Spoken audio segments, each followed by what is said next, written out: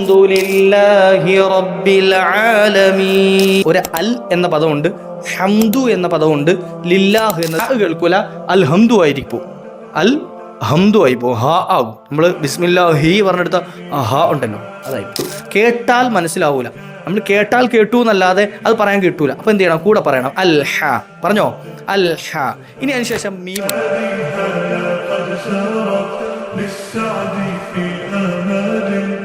അസ്സലാമു അലൈക്കും വറഹ്മത്തുള്ളാഹി വബറകാതുഹു. ഫൈസാനി തിലാവ മസായിലിൻ്റെ 4ാമത്തെ ക്ലാസ്സിലേക്ക് നിങ്ങളൊക്കെ സ്വാഗതം ചെയ്യുകയാണ്. കഴിഞ്ഞ 3 ക്ലാസ്സുകളിൽ ബിസ്മില്ലാഹിർ റഹ്മാനിർ റഹീം അൽഹംദുലില്ലാഹ് എന്നത് നമ്മളിവിടെ സ്റ്റോപ്പ് ചെയ്ത് വെച്ചു അല്ലേ?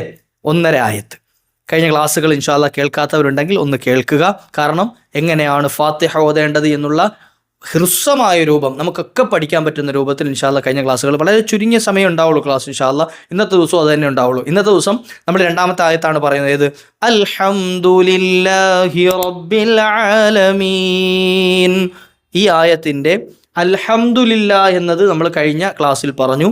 അടുത്തത് റബ്ബിൽ ആലമീൻ. അൽഹംദുലില്ലാഹ് ഒന്ന് കേൾക്കണേ, കേട്ടിട്ടാണ് നമ്മൾ അതിന് ചേർന്ന് വരുന്നതല്ലേ. അപ്പം കഴിഞ്ഞ ക്ലാസ് ഒന്ന് കേട്ടിട്ട് ഇൻഷാ അല്ലാഹ് ഇതും കൂടെ കേൾക്കുക. ഇത് കേട്ടിട്ട് അത് മുമ്പ് കേട്ടാൽ അതിന് ശേഷം കേട്ടാലും മതി. ഇൻഷാ അല്ലാഹ് ഒന്ന് സേവ് ചെയ്ത് വെക്കുക. അൽഹംദുലില്ലാഹ് അത് കഴിഞ്ഞു. റബ്ബിൽ ആലമീൻ, റബ്ബിൽ ആലമീൻ, റബ്ബിൽ ആലമീൻ. അൽഹംദുലില്ലാഹ് പറഞ്ഞെടുത്ത് നമ്മൾ കുറേ തെറ്റുകൾ ആദ്യം പറഞ്ഞു. നമ്മൾ സാധാരണഗതിയിൽ സാധാരണക്കാരായ ആളുകൾക്ക്, നമ്മൾ ഇപ്പോൾ തജ്വീദ് ഒന്നും പഠിക്കാത്ത ആളുകൾക്ക് വരുന്ന ചില തെറ്റുകൾ, അത് ഞാൻ ആദ്യം സൂചിപ്പിച്ചു. അൽഹംദുലില്ലാഹ് ആ ഭാഗത്തുള്ള തെറ്റുകൾ സൂചിപ്പിച്ചിരുന്നു. അതെങ്ങനെ തിരുത്തണം എന്നും പറഞ്ഞു. റബ്ബിൽ ആലമീൻ എന്നിടത്തും പല ആളുകൾക്കും തെറ്റ് വരാറുണ്ട്. റബ്ബിൽ ആലമീൻ എന്നിടത്തും തെറ്റ് വരാറുണ്ട്. ഞാൻ 1-2 പറഞ്ഞിട്ട് ഈ റബ്ബിൽ ആലമീനിൽ കുറേ അക്ഷരങ്ങളുണ്ടല്ലോ, ഞാൻ ചുരുക്കി പറഞ്ഞുതരാം.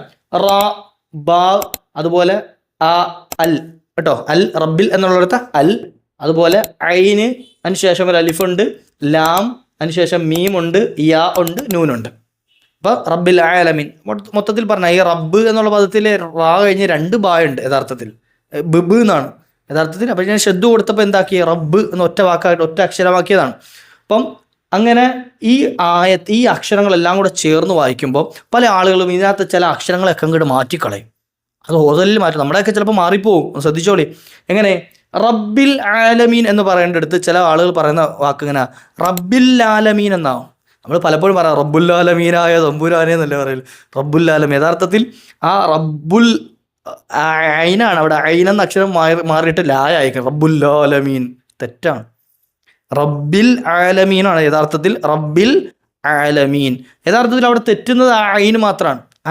ലാമിന് ശേഷം വരുന്ന ഐനാണ് അവിടെ ആർക്കും പറയാൻ അധികവും കിട്ടാത്തത് ഇല്ലേ? സാധാരണക്കാരായ ആളുകൾക്ക് കിട്ടാത്ത ഉസ്താദന്മാർക്കോ അല്ലെങ്കിൽ ഇത് ഇൽമു പഠിക്കുന്ന മുത്തഅല്ലിമീങ്ങൾക്കോ ഈ ഹിഫ്ള് പഠിക്കുന്ന കുട്ടികൾക്കോ ഖുർആൻ തജ്വീദ് പഠിക്കുന്നവർക്കൊന്നും കിട്ടില്ല എന്നല്ല ഞാൻ പറയുന്നത്. സാധാരണക്കാരായ ആളുകൾക്ക് ചിലപ്പോൾ പണ്ട് മുതലേ നമ്മൾ ഫാത്തിഹ എന്ന് വിളിക്കുമ്പോഴേക്കും അങ്ങോട്ട് ചാടിക്കയറി ഓതുന്ന ശൈലി, ബിസ്മില്ലാഹിർ റഹ്മാനിർ റഹീം അൽഹംദുലില്ലാഹി റബ്ബിൽ ആലമീൻ എന്ന് പറഞ്ഞ് ഇങ്ങനെ പോകുന്ന പോക്ക്, ആ ഒരു പോക്കിൽ ചിലപ്പോൾ പിഴവ് പറ്റുന്നത് അധികവും അവിടെയാണ്.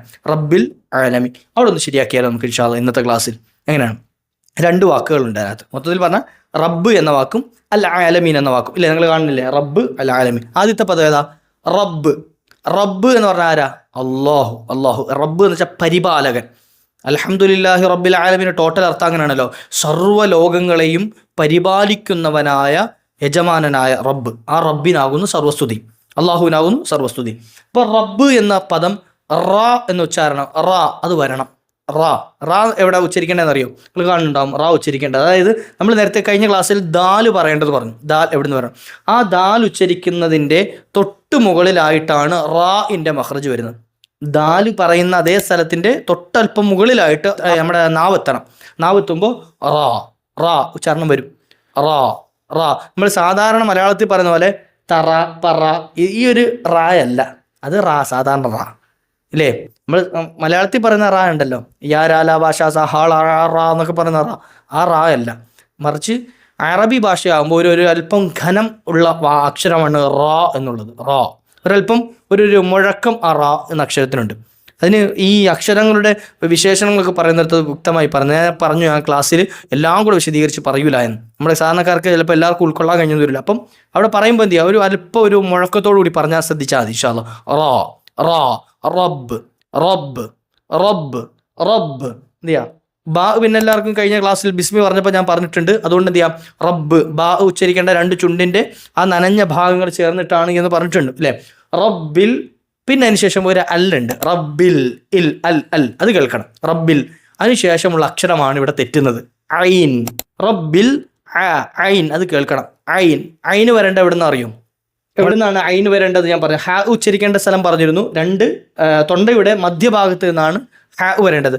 അതേ സ്ഥലത്ത് നിന്നാണ് ഈ ഹാ വരുന്ന അതേ സ്ഥലത്ത് നിന്നാണ് ആര് വരേണ്ടത്?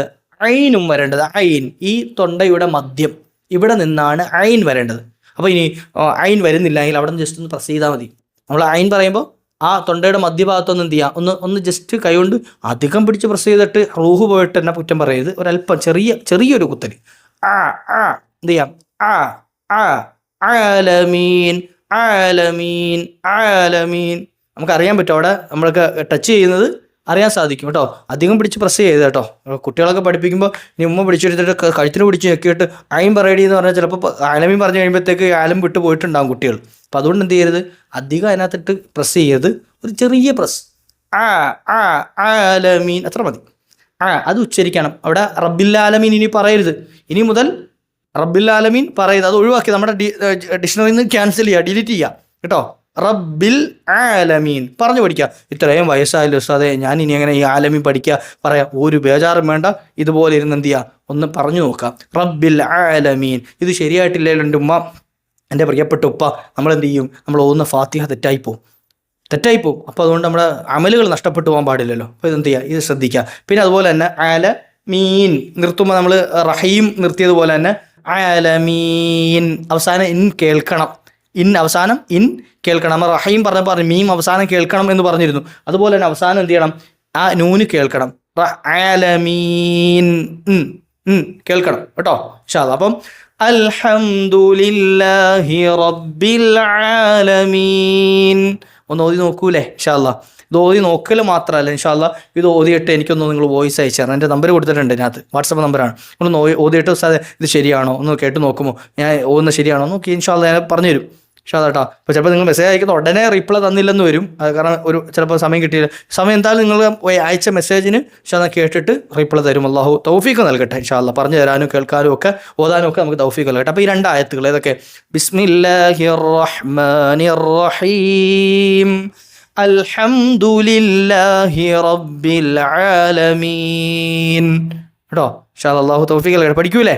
അള്ളാഹു കൂടെ ചേരാനും നാളെ സ്വർഗ്ഗത്തിൽ ഒരുമിച്ച് കൂടാനുമുള്ള ഭാഗ്യം നൽകുമാറാകട്ടെ. ഈ കഴിഞ്ഞ നമ്മൾ ഈ 4 ക്ലാസ് കൊണ്ട് 2 ആയത്തുകൾ നമ്മൾ പഠിച്ചു. എങ്ങനെയാണ് ഉച്ചരിക്കേണ്ടതെന്ന് ചുരുങ്ങിയ രൂപത്തിലാണ് പറഞ്ഞിട്ടുള്ളത്. അപ്പോൾ മുഴുവൻ ക്ലാസ്സുകളൊന്ന് കേൾക്കാൻ ശ്രമിക്കുക.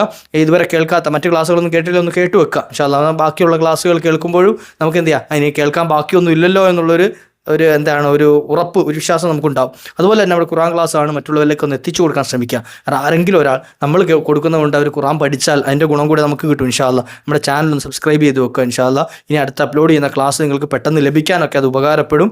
അതുപോലെ നിങ്ങളുടെ സംശയങ്ങളോ മറ്റോ ഒക്കെ ഉണ്ടെങ്കിൽ നമ്മുടെ കമൻറ്റ് ബോക്സിൽ ഇൻഷാ അല്ലാഹ് രേഖപ്പെടുത്തിയാൽ നമ്മൾ ആ കമൻറ്റ് നോക്കിയിട്ട് അടുത്ത ക്ലാസ്സിൽ ഇൻഷാ അല്ലാഹ് അത് എന്ത് ചെയ്യുക, അതിൻ്റെ മറുപടി ഇൻഷാ അല്ലാഹ് പറഞ്ഞു തരാം. അതുപോലെ നിങ്ങളുടെ ഈ ക്ലാസ് ഉപകാരപ്പെട്ടോ ഇല്ലയോ എന്നുള്ളതൊക്കെ എന്ത് ചെയ്യുക, നിങ്ങളുടെ അഭിപ്രായങ്ങളൊക്കെ അറിയിക്കുക. അള്ളാഹു നമ്മുടെ ബന്ധം നാളെ സ്വർഗ്ഗത്തിലേക്കുള്ള ബന്ധമാക്കി ഖുർആൻ്റെ അഹ്ലുകാരോടൊപ്പം നാളെ സ്വർഗ്ഗത്തിൽ ചേരാനുള്ള ഭാഗ്യം നൽകട്ടെ. വ ആഖിറു ദഅ്വാനാ അനിൽ ഹംദുലില്ലാഹ്. അസ്സലാമു അലൈക്കും വറഹ്മത്തുള്ളാഹി.